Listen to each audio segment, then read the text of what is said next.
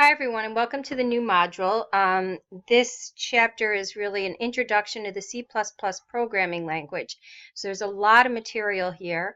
There's a lot of facts and a lot of syntax that you need to learn in order to run even simple programs. And the part that allows you to work with variables, store values, and output information is all located in this chapter.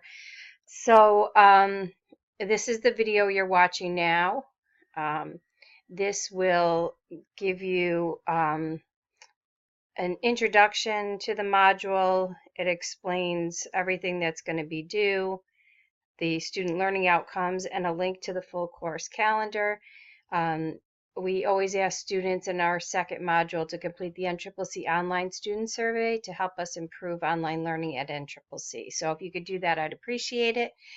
Okay, so the lecture and activity part, it's going to follow the same format as the last module. We'll be using the activities in the Revel textbook, but there's going to be a few things about Revel that I need to make you aware of in this module. So you'll see here, this is called assignment 2A and 2B. On the original course schedule, I just had one assignment due on September 21st. I've realized when working with Revel that there's a limit to how much I can assign in one chapter. So it's broken now into two assignments. So I had to give it two separate due dates because that's how Revel works.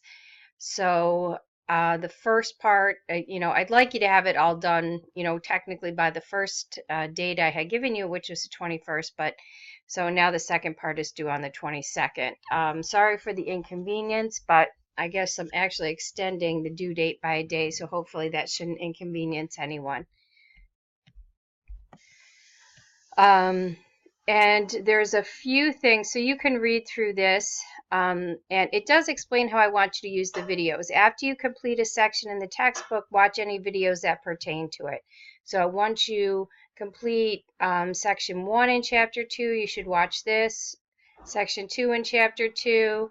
This is kind of overall information about sections 4 through 12. So after you complete all those, you can watch these videos. These are just videos that I created, and sometimes it helps to watch somebody write code and explain the code, and that's what those videos do.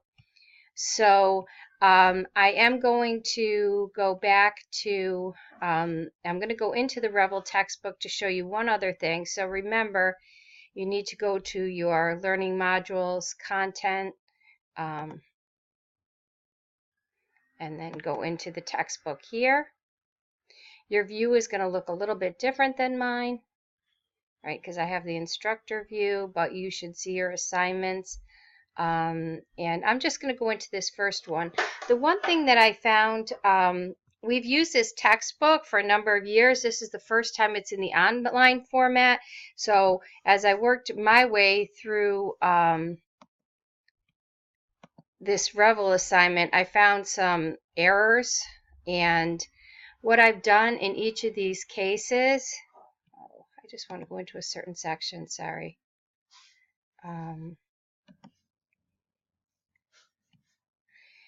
Is I've made a highlight because I can share highlights with you, and then I've explained what the problem is. So for instance, in this section, variables and literals, see how there's a highlight? If you click on this message, it'll tell you checkpoint 2.4 does not give the correct credit for the correct answer. It'll tell you your correct answer is incorrect. This question will not count against you, and then I provided the correct answer. I would have liked to provide this highlight a little bit lower, but it only lets me highlight in certain parts of the text. So if you scroll down, this guy, there's no way you can get the right answer. So I mean, this is not going to count against you when there's a situation like that.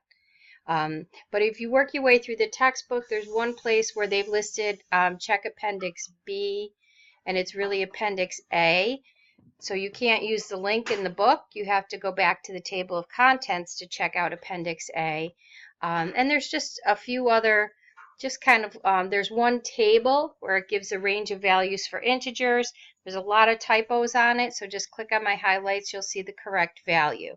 Okay, so I'm sorry this first go around is a little glitchy, but I'm going to try to bring to your attention any problems that I find. And if you ever have any questions or concerns, all you have to do is email me. In addition, just, all of the questions, anything that says it's worth a point is worth a point, and then the quiz questions themselves are worth 3 points. So you can see when you get to checkpoint questions, like if they're worth a point, that's what it says. All the quiz questions, again, are worth 3 points.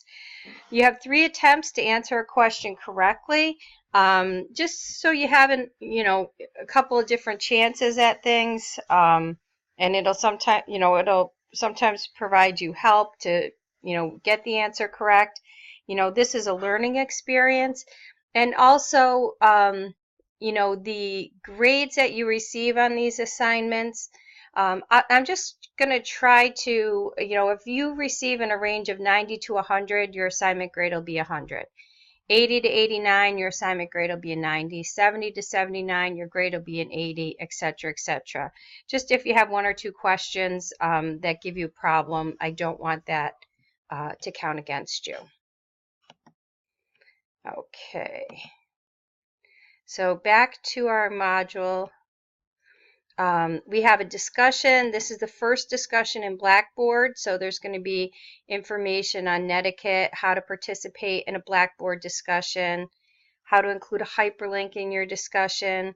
This is a rubric you can click on, and you can see how many points you receive for posting for your discussion and how you get those points, and for responding to other discussions, so you can check that out.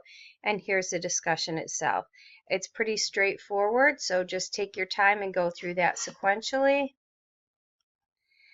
And our second project, as you can see right now, I don't have the project folder open yet for you to view the project.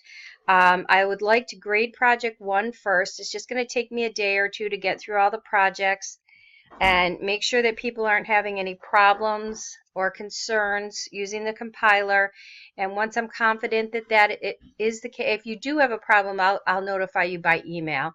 Once that's the case, I will open the second project, and there'll be information in here not only on the project, but there'll be one full example of a video of me going through, here's a problem, here's an algorithm, here's how we create test data, and then here's how I write the program.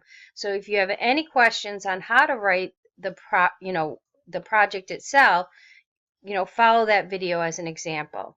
And lastly, our quiz is going to be available in this folder on Tuesday, September 25th through Wednesday, September 26th.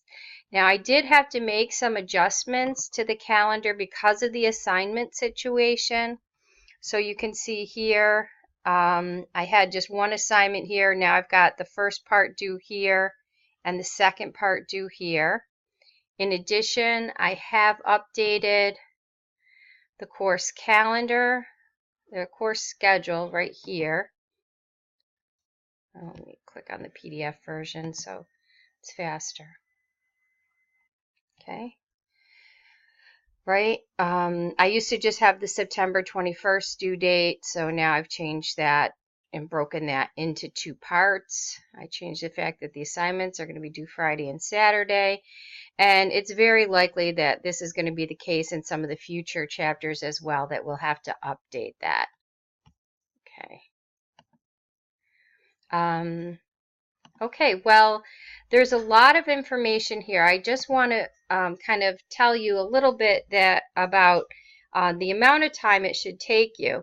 My classroom students would probably be in class for, I'm trying to think, probably, 3.5 hours for 2 weeks. That's 7 hours.